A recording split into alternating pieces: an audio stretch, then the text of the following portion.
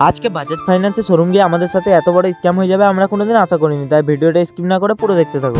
তো hello guys, চলে এসেছি আবার একটা নিউ ভিডিও নিয়ে। আজকে চলে যাচ্ছি আমরা বাজাজ ফাইন্যান্সের শোরুমে। তাই আমরা তিনজন মিলে এখন হিরোর মতন বেরিয়েছি বাজাজ ফাইন্যান্সের শোরুম। কারণ কালকে আমার একটা বন্ধুকে হোয়াটসঅ্যাপে মেসেজ করে বলেছিল আপনার নামে লোন অ্যাপ্লাই হয়ে যাবে। দেখো গাইস, এত ছোট বয়সে লোন অ্যাপ্লাই হয়ে যাবে, তাই এটা স্কিমও হতে পারে, ফ্রডবাজি হতে পারে। তাই আমরা চেক করতে চলে আসছি এখন Bajaj finance showroom.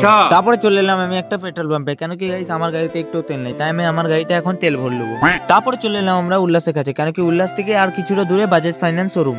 Finally guys, আমরা চলে এলাম এখন বাজাজ ফাইন্যান্সের শোরুমে। এরপর আমরা চলে যাবো উপরের দিকে। তারপর আমরা ফটাফট উঠে এখন চলে এলাম বাজাজ ফাইন্যান্সের অফিসে। তারপর আমরা ভিতরে ঢুকে যাই। তারপরে আমাদেরকে কিন্তু এখন বস করে দেয়। তারপর অনেকক্ষণ বসে থাকার পর কিন্তু আমার বন্ধুকে ডেকে নেয় এখন কথা বলবার লেগে। তারপরে আমরা জানতে পাই যে আমাদের সাথে স্কিম হচ্ছে। এত বড় স্কিমে হাত দিয়ে কিন্তু আমরা বেঁচে গেলাম, কেন কি আমরা মেন ব্রাঞ্চে এসে কথা বললাম।